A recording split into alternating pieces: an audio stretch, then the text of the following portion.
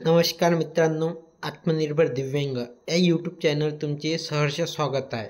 आज आपण बघणार आहे की जे महाराष्ट्र राज्य दिव्यांग वित्त विकास महामंडळ मर्यादित मुंबई आहे, यामध्ये दिव्यांगासाठी मेन म्हणजे मानसिक विकलांग यांच्यासाठी एक योजना आहे। तीच योजना आज आपण बघणार आहे।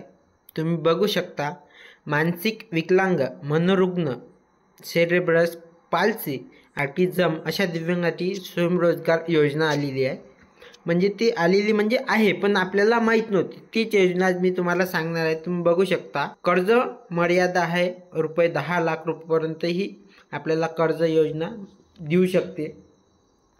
कर्ज देताना त्यासाठी करावा लागणारा कायदेशीर करार हा मनोरुग्ण व्यक्तीबरोबर करता येत नसल्यामुळे त्यांच्या खालील व्याप्तीमार्फत कर्ज मिळवता येईल। म्हणजे आता मानसिक विकलांग आहे, आता मग त्याला कर्ज देता नाही, त्याच्याशिवाय कोणाला कर्ज देता येईल ते पण तुम्ही बघू शकता।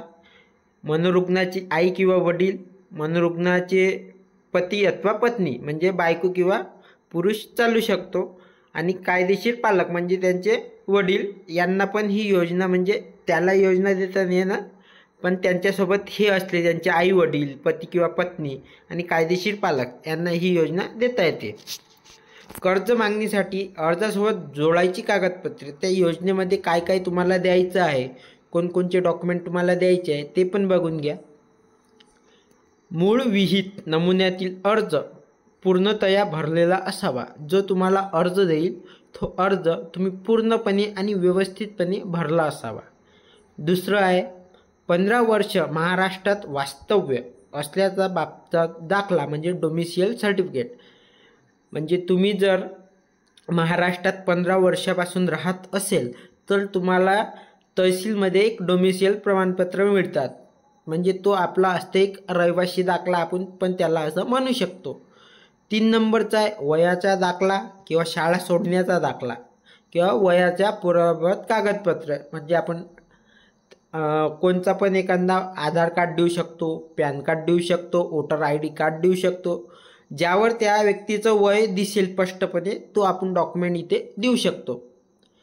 4 नंबरचा आहे दिव्यांगत्वाचा दाखला, म्हणजे जो आपलं डिसेबिलिटीचं प्रमाणपत्र आहे। मेन म्हणजे तुम्ही जे आता नवीन निघालं आहे केंद्र सरकारचं UDID कार्ड, ते इथं प्रमाणपत्र पाहिजे, म्हणजे त्याची झेरॉक्स। निवडणूक आयोगाने दिलेले ओळखपत्राची प्रत किंवा आधार कार्ड किंवा पॅन कार्ड किंवा दिव्यांग ओळखपत्र तुमच्याजवळ या 4 पैकी एक पाहिजे। पासपोर्ट साईज व पूर्ण आकाराचा फोटो अर्जावर चिपकवलेला पाहिजे। एक पासपोर्ट साईज आणि एक पूर्ण आकाराचा फोटो असे दोन्ही चिटकवले पाहिजे। जागेच्या उपलब्धतेचा पुरावा, स्वतःची जागा असल्यावर कर पावती, नातेवाईकाची असल्यावर संमतीपत्र, भाड्याने असल्यावर भाडेकरनामा। म्हणजे आता तुम्ही ज्या जागेवर व्यवसाय देणार आहे, टाकणार आहे, त्या जागेवर तुम्हाला एक लागणारच ना। स्वतःची जागा असली तर टॅक्स पावती लागेल, कोणी नातेवाईकाची असेल त्यांच्याकडून करारनामा लागेल, आणि भाड्यानं असली तर भाडेपावती लागेल।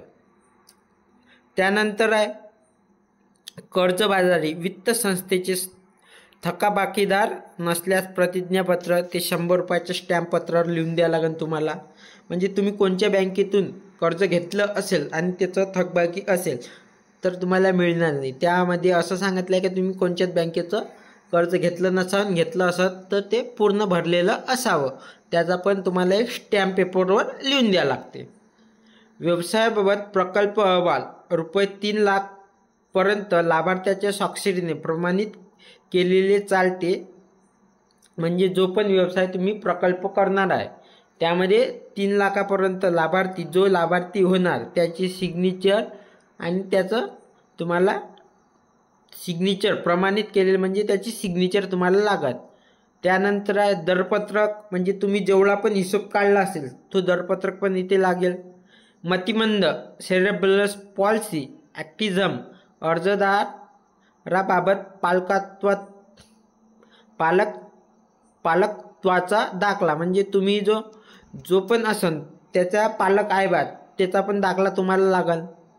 मतिमंद, सेरेब्रस पॉल्सी, ऑटिझम अर्जदाराकरिता जिल्हा लोकल लेवल कमिटीद्वारे प्रमाणित केलेल्या कायदेशीर पालका तत्वाचा दाखला, मतिमंद व्यक्तीसह कुटुंबाचा एकत्रित फोटो 3.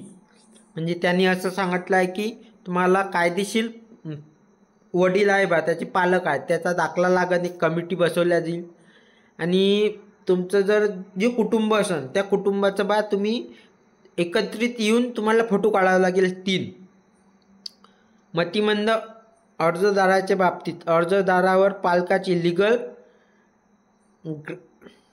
गार्डियन म्हणजे सही असणे आवश्यक आहे. त्या अर्जदारावर त्या पालकाची सही असणे गरजेचं आहे. त्यानंतर आहे वैधानिक कागदपत्रे. वैधानिक म्हणते आता तुम्ही बघू शकता, नमुना क्रमांक लागणार आहे. त्यानंतर स्थळ पाहणी होणार आहे तुमची. जमीनदार वैयक्तिक माहिती हे पण लागणार आहे. पैसे दिल्याची पावती हे पण पाहणार आहे.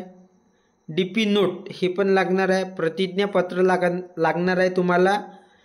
लाभार्थ्याचे नावे 100 रुपयाचे स्टॅम्पपत्र प्रतिज्ञापत्र लागणार आहे. जामीन करारनामा लागणार आहे 100 रुपयाचे स्टॅम्पपत्रावर.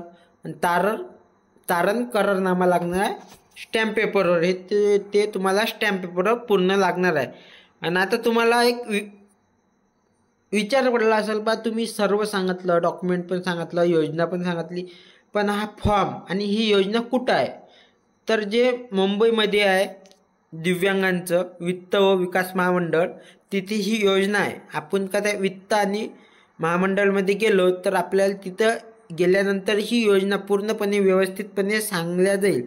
आणि तुम्हाला या योजनेमध्ये काही समजलं नसेल तर आम्हाला कमेंट करून नक्की कळवा. आणि या योजनेबद्दल बरंच काही आहे. आणि मित्रांनो, आणखी तुम्हाला कोणत्या विषयावर व्हिडिओ पाहिजे दिव्यांग बांधवांना ते पण कमेंट करून नक्की कळवा. चला तर मग आपण पुढच्या व्हिडिओमध्ये भेटू मित्रांनो. धन्यवाद.